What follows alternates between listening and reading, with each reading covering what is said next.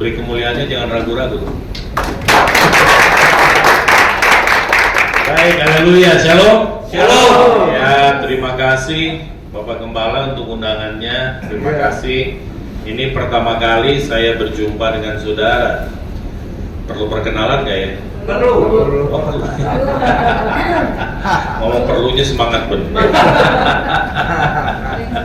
Ya, Bapak Ibu yang dikasih Tuhan, nama saya Zifki Priyatelna. Tadi penyebutannya bagus, tumben. Biasanya selalu salah-salah, ada Juki, ada Rizky, ada Julkifli, terus ya biasanya begitu. Kenapa? Karena emang saya menyadari namanya susah. Nama saya Zifki Priyatelna, pakai Z.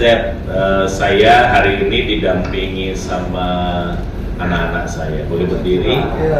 Ya, boleh berdiri. Beda ya? Beda ya? Pasti bingung, kok anak-anaknya hitam gitu ya. Ya, hitam manis Bapak Ibu. Amin. Ini anak saya yang di dalam pernikahan ada 3, di luar nikah ada 22. Jadi anak saya 25. Di luar nikah itu bukan waktu saya nakal, tapi anak-anak yang saya jumpai dan hari ini bersama dengan saya. Ada 25, ini 3 dari 22 yang ada. Mereka tinggal sama saya. Kami tinggal nggak jauh dari sini di Gandaria, Bapak Ibu. Saya sebetulnya bukan pendeta profesinya. Sampai tahun 2009 profesi saya pilot. Jadi disiplin ilmu saya pilot. Saya orang eksakta.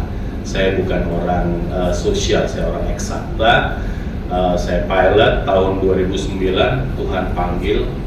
Puji Tuhan belum ke sorga, masih di dunia melayani Dia sepenuh waktu. Ya, itu saya dapat kehormatan. Orang bilang, waduh Zifki, kamu hebat, kamu berkorban. Kamu dari pilot berhenti jadi hamba Tuhan, kamu berkorban. Saya nggak setuju dengan kata itu. Pelayanan itu bukan pengorbanan, pelayanan itu adalah kehormatan. Amin, saudara. Kalau saya nggak mau, Tuhan bisa cari orang yang lebih hebat dari saya, yang lebih baik lebih dari saya, yang lebih cakap dari saya. Ya, kalau saya dipilih itu artinya sebuah kehormatan. Dan saya responi 2009 sampai hari ini saya melayani Tuhan sepenuh waktu. Saya masih terbang nggak? Saya terbang di lembaga misi di namanya Helivida, Mission Helikopter, Bapak Ibu. Posisinya base camp kami ada di Wamena. Makanya jangan heran ya. Saya ketemu sama anak-anak ini, dan anak-anak ini bukan baru Bapak Ibu, mereka sama saya, mereka sudah berapa tahun? 8 tahun sama saya, 7 tahun ya kan, bersama dengan saya. Jadi mereka dari kecil-kecil udah hidup sama saya. Istri saya satu dari panggil Tuhan. Tahun 2022 bulan Juli dipanggil Tuhan. Anak saya tadi 3. Saya melayani di satu gereja di kawasan di Akasia Hotel di Matraman. Tadi waktu jemaat tahu saya mau melayani ke sini, ada salam dari jemaat di Akasia untuk jemaat kita di sini. Tuhan memberkati. Saya dosen teologi, saya sekolah sampai S3, saya mau cari S4 nggak ada, jadi ya udah mentok di S3. Saya sempat juga sebagai ketua sekolah tinggi teologi di Jakarta, dan saya hari ini melayani sebagai gembala. Selain itu saya ada yayasan. That's my life. Lebih daripada itu ya saya melayani pekerjaan Tuhan dan melayani Tuhan. Amin, Bapak Ibu. Iya. Perkenalan selesai, nanti kalau mau lebih berkenalan lagi setelah ini ya, karena ada pepatah bilang kalau nggak kenal maka nggak ditraktir ya. Jadi kalau udah kenal awas aja nggak traktir. Oke ya, Bapak Ibu dikasih itu. Ya, bilang sama saya, sukses itu pasti. Sukses itu pasti. Lagi-lagi, sukses itu pasti. Sukses itu pasti. Salam kanan kiri, depan belakang, bilang sukses itu pasti. Sukses itu pasti. 2024 engkau akan tutup dengan kemenangan yang gila gembira. Amin, saudara. Iya. Sukses kenapa? Karena keberhasilan itu sebuah kepastian. Ya, coba salam lagi kanan kiri, bilang gini, kalau gagal itu salah lu sendiri. Oh iya, sukses itu pasti, gagal salahnya sendiri. Karena Tuhan nggak pernah ciptakan barang gagal. Mazmur 139 ayat 14 berkata apa? Aku bersyukur kepadamu ya Tuhan, karena kejadianku apa? Dahsyat dan ajaib. Apa yang kau buat itu ajaib. Tuhan itu nggak punya mesin manusia, Pak. Dia nggak punya mesin cetak manusia. Every single person is the masterpiece of God. Itu masterpiece-nya Tuhan, Bapak Ibu. Mau bukti? Tidak ada dua orang di muka bumi ini, even dia kembar identik, yang punya sidik jari sama. Is it? Yes. Itu membuktikan bahwa kita ini masing-masing apa? Unik, Pak. Unik. Amin, saudara. Unik. Makanya jangan suka banding-bandingin kita sama orang lain. Kita punya kesuksesannya sendiri, kita punya keberhasilannya sendiri, kita punya keunggulannya sendiri. Setuju Bapak Ibu? Iya, saya nggak bisa jadi Pak Gembala nggak bisa jadi saya. Kenapa? Kami unik, kami punya kelebihan dan kekurangannya masing-masing. Setuju Bapak Ibu? Iya, nggak ada yang jelek, semuanya hebat, semuanya luar biasa. Kenapa? Karena firman Tuhan katakan we are the masterpiece of God. Jadi waktu Tuhan itu menciptakan kita, itu Dia menciptakan dengan hatinya. Dia ciptakan, Dia pikirin nanti ini kalau di dunia ini maunya Tuhan punya tujuan jadi apa, bagaimana. Dan janji Tuhan itu luar biasa. Coba kita lihat di dalam Ulangan pasal yang ke-28 ayat yang ke-13 sampai dengan ayatnya yang ke-14. Ulangan 28 ayat 13 saja deh. Ulangan 28 ayatnya yang ke-13. Ulangan 28 ayatnya yang ke-13. Kalau saudara punya Alkitab, saudara boleh buka. Ulangan 28 ayatnya yang ke-13. Udah buka Alkitab? Udah ketemu? Yang udah ketemu bilang Oke. Kita baca sama-sama 2, 3. Apa katanya? Tuhan akan mengangkat engkau apa? Jadi kepala dan bukan menjadi ekor. Engkau apa? Akan tetap naik dan bukan turun apabila engkau mendengarkan perintah Tuhan Allahmu yang kusampaikan pada hari ini kau lakukan dengan setia. Kita boleh ulangin lagi ya, engkau jadi kau jadiku. Oke? Kita baca sama-sama 2, 3. Apa katanya? Tuhan akan mengangkat aku menjadi kepala dan bukan menjadi ekor. Aku akan tetap naik dan bukan turun apabila aku mendengarkan perintah Tuhan Allahku yang disampaikan pada hari ini ku lakukan yang yang berbahagia mereka yang mendengarkan firman pemelihara dalam hidup. Jadi kalau saya bilang yang namanya sukses itu pasti, itu bukan janji saya, Pak. That's the promise of God. Dia yang menjanjikan. Kalau firmannya gini, angkatlah engkau menjadi kepala. Saya bisa bilang gini, bisa gagal, bisa enggak. Tapi kalau udah, aku akan mengangkat engkau. Artinya apa? Dia pasti berhasil. Enggak bisa enggak. Setuju Bapak Ibu? Makanya kesuksesan bukan sebuah sesuatu yang Anda perlu pertanyakan. Itu pasti saudara akan alami.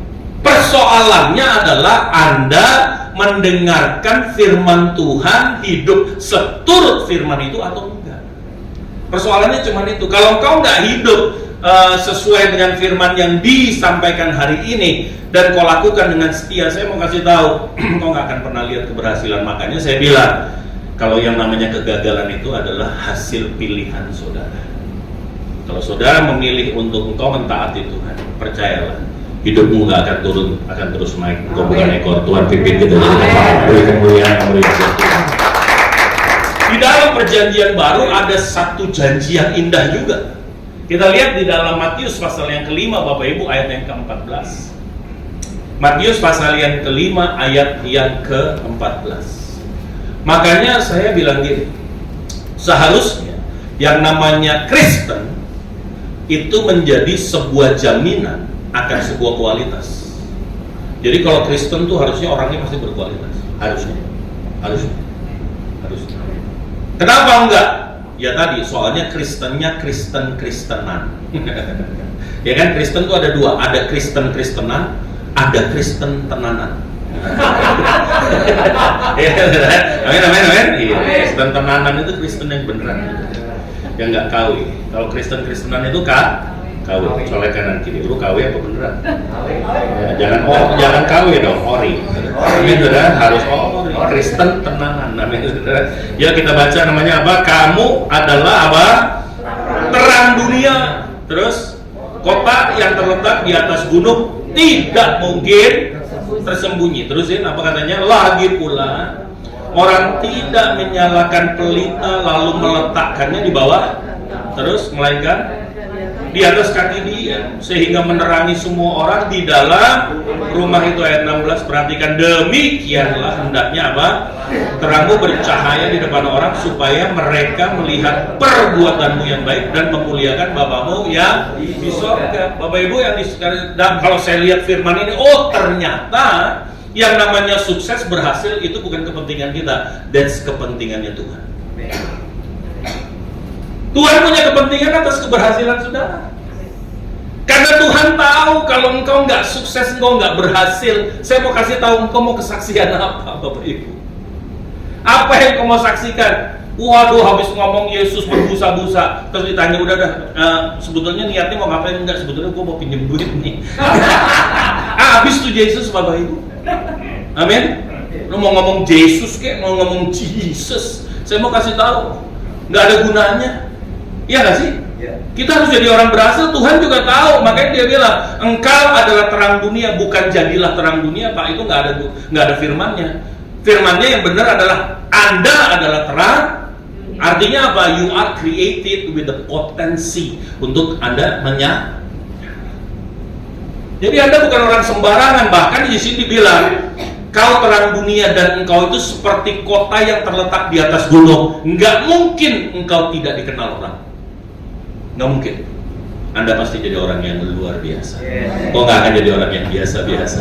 Amin, saudara. Lagi pula firman Tuhan bilang, kalau aku udah nyalain kamu, aku nggak taruh kamu di bawah, Jack.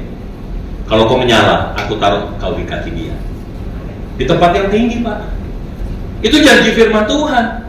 Bukan kata Zifki. Supaya apa? Supaya waktu engkau bercahaya, terangmu, spektrummu itu luas, menyinari banyak orang.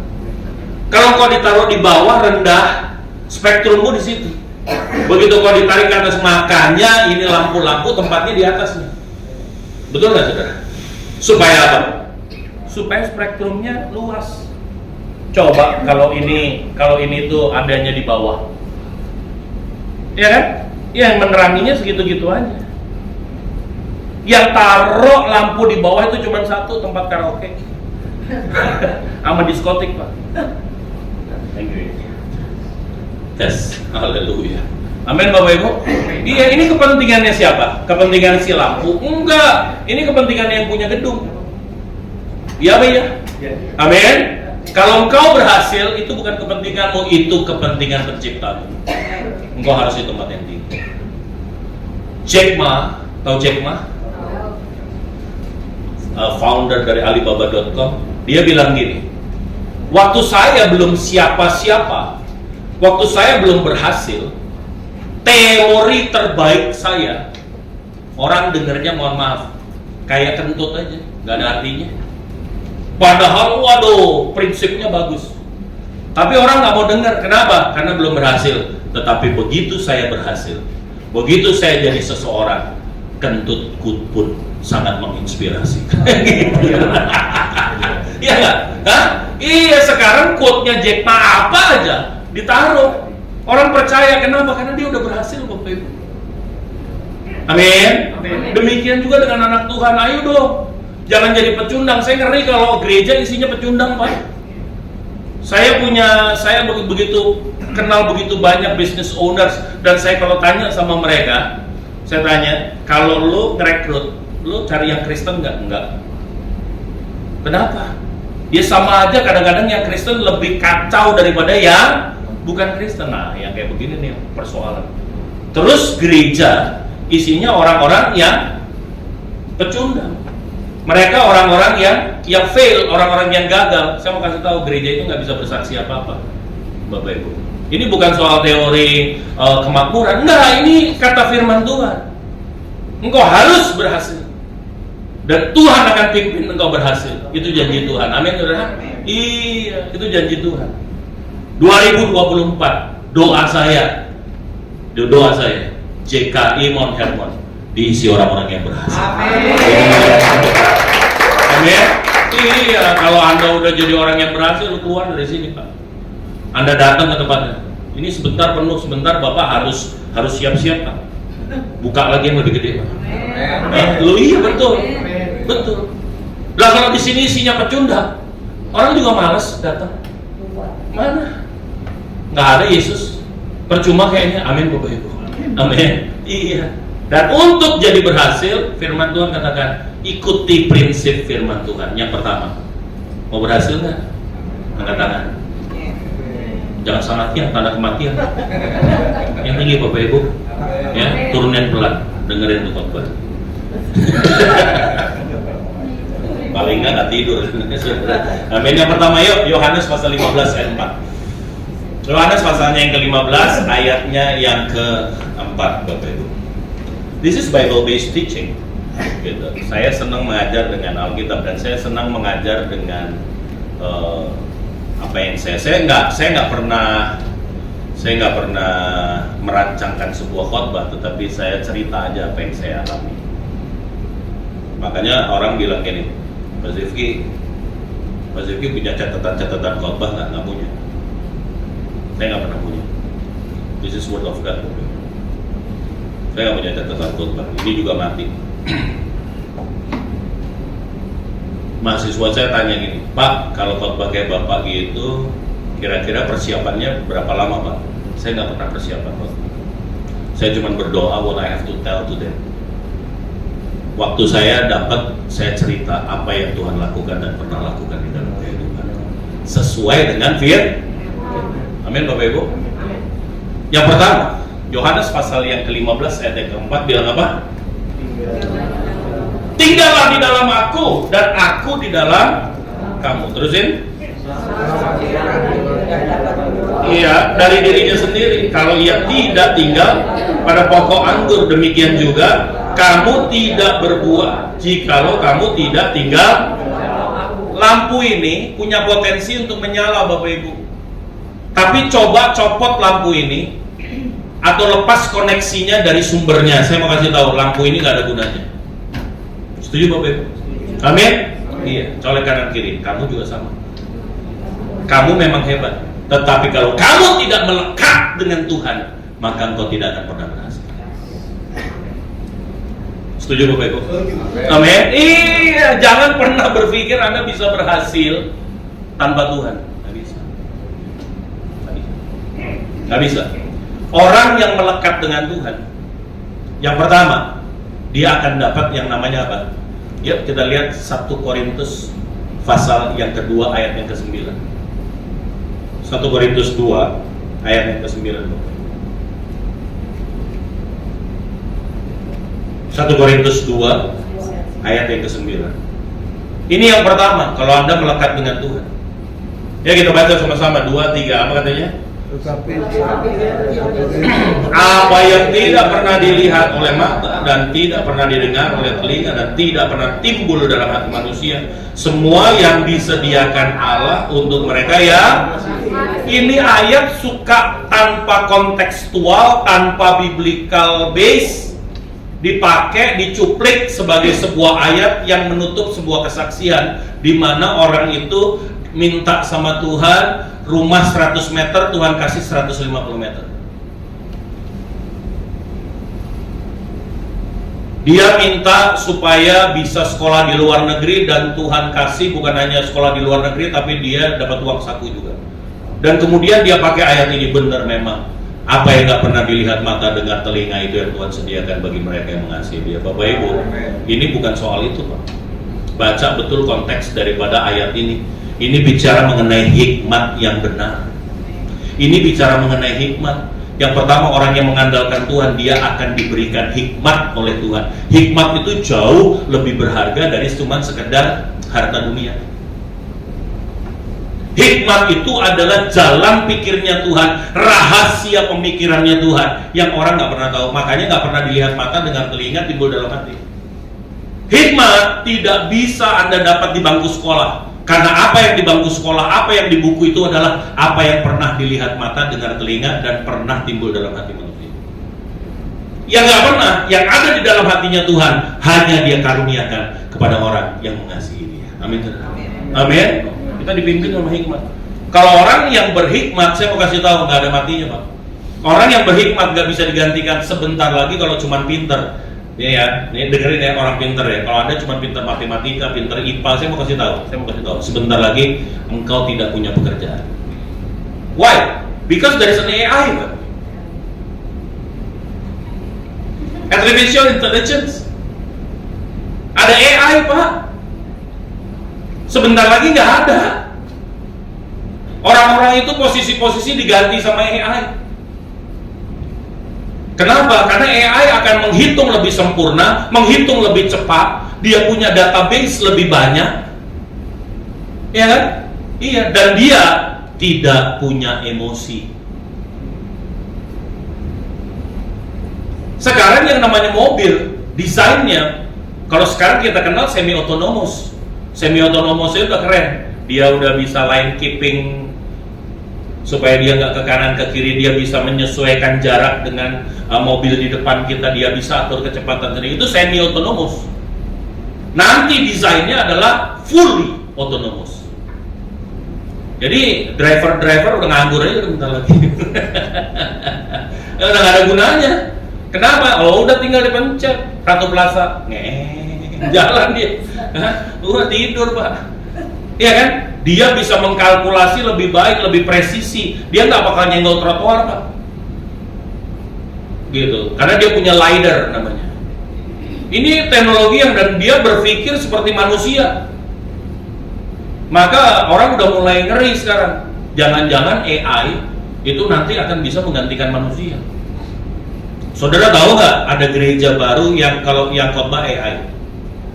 Loh, pendeta udah diganti. Amin. Iya, kalau pendeta cuman kerjaannya desain khotbah dari ini tanpa pengalaman, tanpa roh, nggak ada remanya. Saya mau kasih tahu, bentar lagi AI gantiin saudara. AI lebih canggih ngupasnya. Kenapa? Database-nya lebih banyak. Dia ingat lebih banyak Alkitab daripada seorang pendeta. Ya, Pak ya? Iya, kalau cuma orang pintar, tetapi enggak. Orang yang mengandalkan Tuhan, dia bukan menjadi orang pandai, dia menjadi orang bijak. Amin, saudara. Orang bijak nggak ada yang gantiin. AI nggak bisa gantiin, nggak bisa. Contohnya apa? Pilot. Ayo, mau di depannya nggak ada pilotnya, situ naik pesawatnya. Mau? Ada pilotnya aja doanya kenceng dia. Nggak ada pilotnya lagi. Ya nggak? Iya, padahal kalau ngomong soal AI lebih ngitungnya lebih cepat, iya kan? Nggak terpengaruh emosi. Kemudian apa? AI itu dia nggak pernah ngantuk, iya nggak? Iya, AI nggak pernah punya masalah sama mertua. Kalau pilot bisa, punya masalah sama mertua, punya masalah sama istri, punya masalah sama anak, ya nggak? Iya. Tetapi saya mau kasih tahu, mau nggak? Nggak mau. Kenapa? Karena varian atau variabel yang ada di dalam dunia penerbangan itu tidak bisa di-cover oleh AI. Terlalu luas, Pak.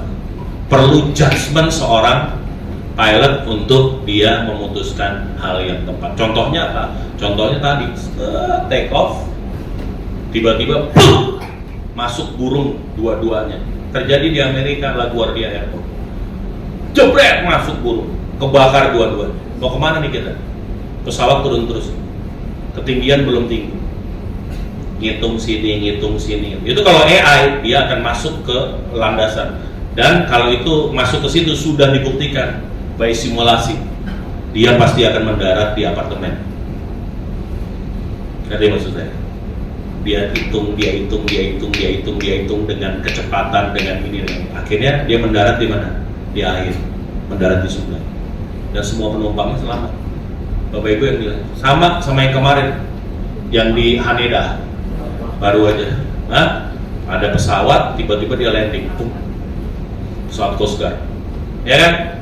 Itu terbakar Pak, penumpangnya 379, nggak gampang 379 orang dikeluarin dari pesawat supaya dia nggak tahu. Itu kalau telat habis.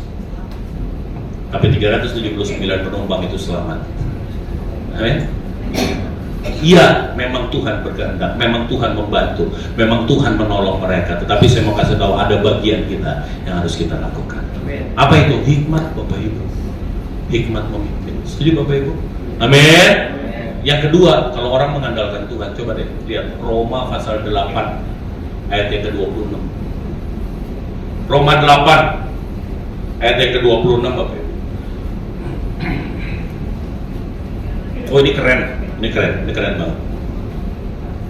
Makanya saya bilang, ayo andalkan Tuhan, melekatlah dengan Dia. Ya kita baca sama-sama, 2, 3, apa katanya? Demikian juga Roh membantu kita dalam kelemahan kita, sebab kita tidak tahu bagaimana sebenarnya harus berdoa, tetapi Roh Kudus sendiri berdoa untuk kita kepada Allah dengan Anda mengandalkan Tuhan, Roh Kudus syafaat buat saudara. Anda nggak tahu bagaimana harus berdoa. Anda nggak tahu, ada keluhan yang Anda nggak bisa keluhkan. Apa? Anda tidak pernah bisa mengeluh untuk apa yang akan terjadi. Anda berdoa nggak buat apa yang terjadi 1 jam lagi? Berdoa? Enggak, orang Anda nggak tahu mau kejadian apa. Siapa yang berdoa 2020 Tuhan lindungi aku dari COVID? Siapa? 2019 ada yang berdoa kan? No one knows. Tiba-tiba itu barang kecil itu beredar, amin, bertebaran di mana-mana dan dunia jungkir balik Bapak Ibu. Tapi saya mau kasih tahu, engkau ada hari ini sebagaimana engkau ada. Cuma satu, karena Roh Kudus bersyafaat. Ya, saudara kan nggak pernah berdoa kan? Orang saudara nggak tahu. Tapi ada Roh Kudus yang berdoa, ada Roh Kudus yang bersyafaat. Makanya Bapak Ibu, jangan lepasin Tuhan. Jangan engkau berpikir engkau bisa. Mungkin engkau hari ini sudah yang namanya bisnis karpet itu keturunan ya, dari engkong, dari mana.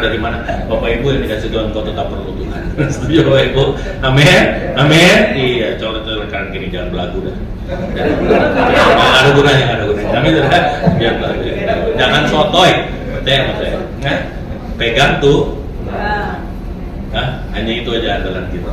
Setuju Bapak Ibu? Amin. Ya, yang kedua, kita buka ya Matius pasal yang ke-5.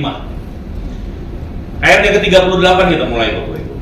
Matius pasalnya yang ke-5 ayatnya yang ke-38 ya. Matius pasalnya yang ke-5 ayatnya yang ke-38. Saya nggak akan cek tadi mulai jam berapa ya? Sampai selesai jam berapa ya? Selesai jam 3 Pak. Jam 3 ya? Oh siap, oke. Thank you. Ya, cepat. Matius pasal yang ke-5 ayat yang ke-38. Ya, kita baca sama-sama. 2, 3. Apa katanya?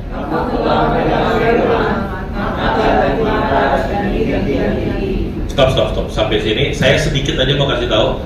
Sekarang sudah ada Alkitab Indonesia terjemahan 2. Ya, terjemahan 2. Ini katanya udah nggak begini. Banyak kata yang ini salah nih. Bukan ya, nggak pas penerjemahannya. Karena kalau Anda cari firman mata ganti mata, gigi ganti gigi, nggak ada. Firman Tuhan yang mengatakan bahwa mata ganti mata, gigi ganti gigi, nggak ada. Ya, nggak ada. Makanya sebetulnya engkau telah mendengar orang berkata mata ganti mata, gigi ganti, karena itu prinsip hidup orang-orang Yahudi dulu. Gitu. Ya, mata ganti mata, gigi ganti. Apa balas itu setim. Ya, terusin. Apa katanya? Tetapi aku berkata kepadamu, apa katanya? Iya, melainkan siapa yang menampar pipi kirimu, pipi kananmu, berikan juga pipi kirimu. Terus Dan kepada orang yang hendak mengadukan engkau karena mengingini bajumu, serahkan juga jubahmu. Dan siapapun yang memaksa engkau berjalan apa? 1 mil, apa katanya? Jauh 2 mil. Iya, Bapak Ibu, untuk orang yang jahat sama kita, orang musuh kita, beri apa yang lebih dari yang dia harapkan. Apalagi tempat Anda bekerja. Coba salam kanan kiri bilang jangan kerja pas-pasan. Gereja ini nggak boleh melayani pas-pasan. Amin, saudara. Iya, jadi gereja yang berbeda. Beri lebih dari apa yang orang bisa beri. Amin, saudara. Iya, beri lebih. Satu kali saya gini, saya ditelepon sama satu orang teman saya, pendeta juga. Farmnya Situmorang, Bapak Ibu. Situmorang, ada yang Situmorang gitu. Situmorang dia telepon saya, Zif, lo ada ini nggak? Ada sih jam 7. Langsung lah sama gua. Urgent nih kata. Kenapa? Aku pengen ketemu sama kamu. Ya oke. Akhirnya saya ketemu lah, singkat cerita ketemu. Saya ketemu di Plaza Indonesia, di Plaza Senayan. Saya makan di situ. Waktu makan, ada apa nih? Kayaknya mendesak banget. Iya, kalau kan bekas pilot kan itu saya. Kenapa emang? Enggak, aku nih terus terang aja nih, aku habis baru aja pulang aku mencoba itu. Maksudnya gimana sih? Ya mencoba gini, aku tuh penasaran. Dia ini ternyata pengamat dunia penerbangan, senang sama dunia penerbangan. Dan dia amati ada satu airlines itu yang di dunia, bukan di Indonesia, di dunia dia rankingnya tuh kalau nggak 1, 2, paling merosot 3, naik lagi 1, 2, 3, 1, 2, 3. Padahal ini airline-nya airline Asia. Dan dia penasaran banget, kok bisa ya gitu. Nah, satu kali dia diundang ke Shanghai untuk pelayanan di Shanghai. Dia bilang gini, saya jangan pakai Garuda deh, saya mau pakai airline itu. Gitu. Oh iya, ya udah boleh. Tapi Jakarta Singapurnya saya nggak ditanggung ya, nggak apa-apa. Akhirnya dia ke Singapura dulu, baru Singapura ke Shanghai. Sampai catat ya, ini kawan saya. Dia pakai tiketnya promo, Bapak Ibu. Tiket promo kelasnya ekonomi. Apa Bapak Ibu?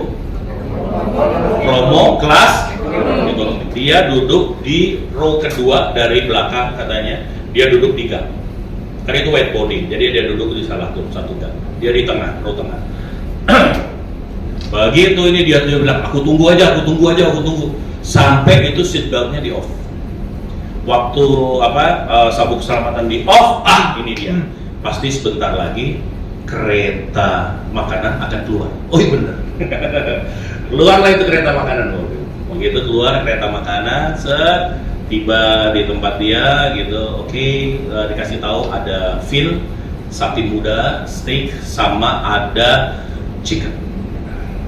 Anda mau pilih yang mana? Tahu nggak sih itu orang emang dasar udah niat.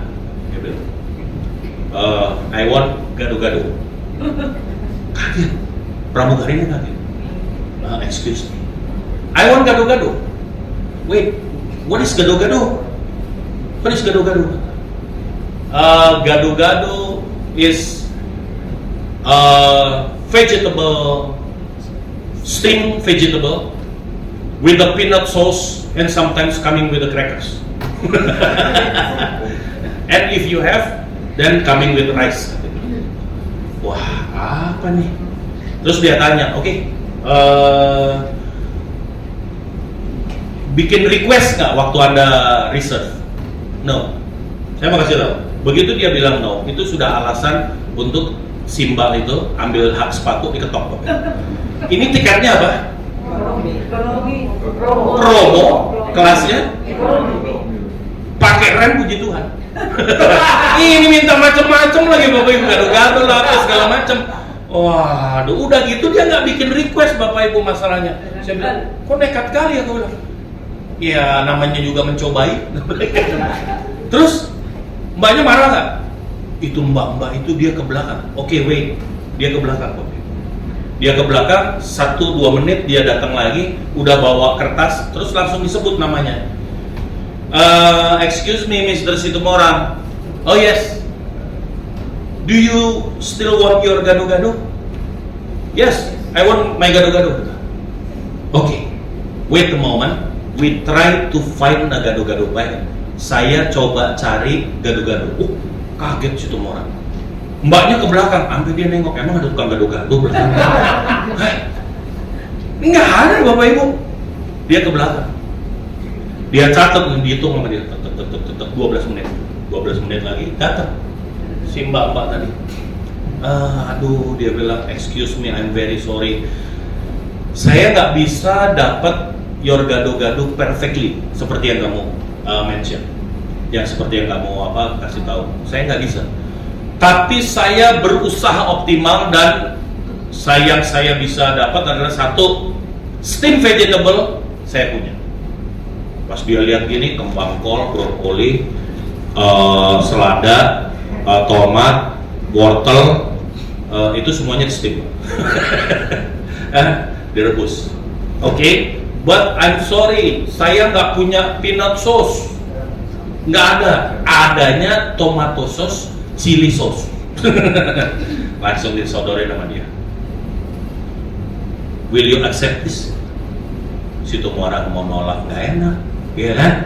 Akhirnya dia bilang, ya deh, boleh, nggak apa-apa. Ya udah, dikasih lah, di-serve sama dia. Itu tadi saus. Terus dia pikir-pikir, nih kalau gua makan nih, sayuran rebus sama saus tomat, ini sampai sana gua nggak kahain nih. Gua bisa mulus-mulus sih, dia bilang. Terus gimana? Ya gua panggil lagi, wah lu kok nggak terlalu. Lu panggil lagi, ting-tong lagi Pak. Ting-tong, kan dia udah ke depan nih. Ting-dong, ting-dong. Mbak yang sama balik lagi. Terus, iya Mr. Stuporang, what can I do? Saya minta yang chicken aja deh. Waduh, kurang ajar. Tapi, si orang bilang gini, hebatnya Zif, apa? Dia serve itu yang namanya chicken. Pas gue lihat ke kiri, gue lihat ke kanan, kenapa beda? Dia serve-nya itu seperti di eksekutif kelas. Kalau di ekonomi kan pakainya plastik Pak. Kalau di eksekutif pakai keramik. Pakai keramik, ini ada bunganya, ada jus, ada ini lengkap. Tahu nggak dia bilang, Mr. Sitomora, ini chickennya dan kami sungguh-sungguh mohon maaf karena kami nggak bisa dapat itu. Saya boleh minta kartu nama Bapak? Waduh, buat apa nih? Jangan-jangan ya kan? Wah, di blacklist di gua disegam dia. Buat apa ya? Gitu kan? Don't worry. Kami cuma memastikan data Anda kami simpan. Jadi nanti kalau Anda reservasi lagi, maka saya pastikan gado-gado akan nonton di pesawat. Kamu lihat dulu. Saya juga bilang, itu tanggung jawab dia nggak sih? Enggak, dia minta maaf. Dia merasa dia nggak bisa satisfying penumpangnya. Ini namanya service excellent Bapak Ibu. Makanya langsung dia bilang, makanya dia bilang, makanya ku tahu sekarang dia ranking 1, ranking 2, ranking 3 paling merosot, naik lagi ranking 1. Aduh, langsung dia bilang, kok jangan tanya Garuda ya ranking berapa? Bapak Ibu, kita perlu apa? Beri lebih Pak. Anda kerja beri lebih, amin saudara. Iya, jangan pas bandrol, jangan dikit-dikit begitu dikasih tanggung jawab lebih mulai tanya, ada tunjangannya nggak? Tunjangannya nambah nggak? Gajinya nambah nggak? Jangan little tumi, salary not up, gitu. Jangan begitu. Itu calon orang yang gagal Bapak Ibu, orang yang berhasil. Amin saudara. Orang yang berhasil dia nggak begitu. Orang yang berhasil dia akan memberi lebih dari apa yang dia. Hari ini ada jemaat datang ke tempat ini, beri lebih dari apa yang dia harapkan. Amin Bapak Ibu. Saya percaya kalau kita nggak pas-pasan, bukan mustahil engkau akan jadi yang terbaik. Beri kemuliaan kepada yang bersyukur. Yang berikutnya, yuk kita lihat di dalam Kejadian pasal yang ke-26. Kejadian pasalnya yang ke-26 Bapak Ibu. Kejadian pasalnya yang ke-26.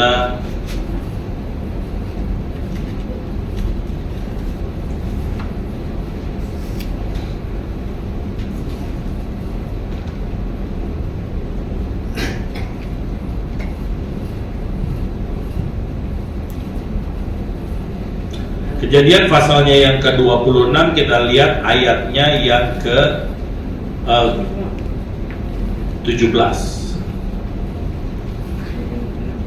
Sorry, ayat yang ke-12. Kejadian pasal yang ke-26 ayat yang ke-12. Yuk kita baca sama-sama. 2, 3. Apa katanya? Maka menaburlah Ishak di tanah itu, dan dalam tahun itu juga ia mendapat hasil berapa? 100 kali lipat, sebab ia Bapak Ibu, yang ketiga, mau berhasil nggak? Mau diberkati nggak? 2024 menabur Bapak Ibu. Tabur disiplin, tabur ilmu, tabur Bapak Ibu. Orang-orang yang miskin, mereka kalau punya uang belanja. Tapi orang-orang yang berhasil, ya, yang hari ini mereka punya usaha yang baik, setiap dia punya uang, dia investasi. Satu kali ada seorang datang, udah sangat haus. Dia jalan sampai pada suatu desa, dia lihat, waduh, di desa itu puji Tuhan ada pompa dragon. Pompa dragon nggak? Ya? Yang pernah ketemu pompa dragon boleh katakan, udah ketahuan umur. Ya kan? Oh itu, kalau anak-anaknya sekarang nggak tahu Pak pompa dragon Pak. Ya kan? Hanya angkatan-angkatan saya ke atas. Ya? Dia lihat, waduh. Begitu dia lihat, dia datangin tuh sumur itu, ada pompanya. Begitu dia lihat, di sebelahnya ada botol air mineral yang kecil, isi air Bapak. Oh yes, pilihannya ada 2. Ini botol saya mau buka, saya minum karena dia udah terlalu haus, mau minum. Atau tahu nggak sebetulnya ini botol buat apa? Buka pompanya, itu pompa dragon, kalau Anda tahu kan, pernah ketemu kan? Itu kan mesti dipancing, Pak. Iya kan? Ya, kayak kerusuhan kan, mesti dipancing, mesti ada ya. Amin. Iya, ada pancingannya. Nah, sebetulnya botol itu, nah sekarang pilihan ada sama kita, sama. Engkau ada uang, engkau ada berkat. Jangan semuanya Anda minum, Anda makan, Anda konsumsi Bapak Ibu. Engkau harus belajar menginvestasikannya. Amin, saudara. Iya, investasikan dong. Tabur dong. Tabur apa yang kau hari ini tabur, maka kau akan tuai di akhir tahun. Amin, saudara. Iya, apa yang kau tabur, jangan Anda nggak nabur pengen nuai. Itu namanya preman. Nggak nabur tapi maunya nuai. Setuju Bapak Ibu? Coba kanan kiri bilang, tabur dong. Apa yang kau putuskan hari ini, apa yang kau tabur hari ini, menentukan hidupmu di tahun yang akan datang. Nggak ada, nothing easy Bapak Ibu. Amin, saudara. Iya, saya selalu bilang sama anak-anak saya, tabur. Kamu harus rajin, kamu harus kerja keras. Capek ayah, iya memang capek. Tapi itu taburan, satu kali nanti kau akan tuai. Amin lah ya. Ishak menabur. Yang kedua, dia diberkati. Kenapa?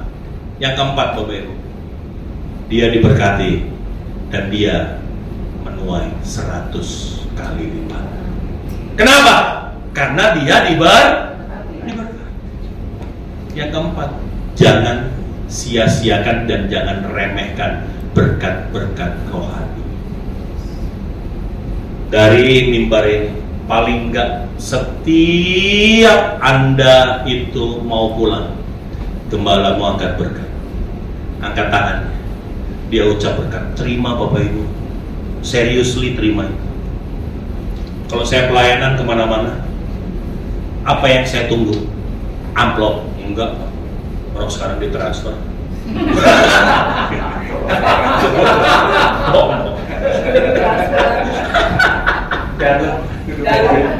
Nah, saya nggak nunggu itu Pak. Yang saya tunggu apa sih? Orang ke depan, entah penatua, entah gembala, entah dia doain saya. Bapak terima kasih untuk Pastor Zifki yang kau utus ke tempat ini, Tuhan berkati. Oh, saya kalau begitu, kalau saya sama anak-anak saya pegang tangan. Kami buka hati kami. Kenapa? Karena saya nggak pernah menyia-nyiakan berkat-berkat rohani. Saya beberapa kali khotbah di gereja yang sangat besar, Bapak Ibu, saya sedih. Kenapa? Belum doa berkat orang pulang, Pak. Orang pulang. Saya cuma gini, sedih. 2 Timotius 3 bilang apa? Itulah orang-orang akhir zaman. Mereka secara lahiriah beribadah, tetapi mereka memungkiri kekuatan daripada iman. Jangan, di tempat ini nggak ada. Jangan remehkan berkat-berkat rohani. Amin, saudara. Setiap doa, jangan, doa-doa kecut. Bapak Ibu, yang didoakan terima dengan serius, yang mendoakan doakan dengan serius. Amin. Doamu itu sungguh-sungguh membuat Tuhan bertindak. Ngerti maksud saya? Amin. Ayo, 2024 saya percaya ini tahun kemenangan. 2024 orang boleh apa aja ngomong, saya kasih tahu ini adalah tahun keberhasilan. Caranya gimana? Melekatlah dengan Tuhan. Amin, Bapak Ibu. Yang kedua apa? Jangan pas-pasan, beri lebih. Yang ketiga apa? Tabur, invest sesuatu. Maka engkau akan tuai di akhir tahun ini. Dan yang keempat apa? Jangan remehkan berkat rohani. Saya percaya 2024 akan menjadi tahun saudara. Beri kemuliaan dan beri Tuhan.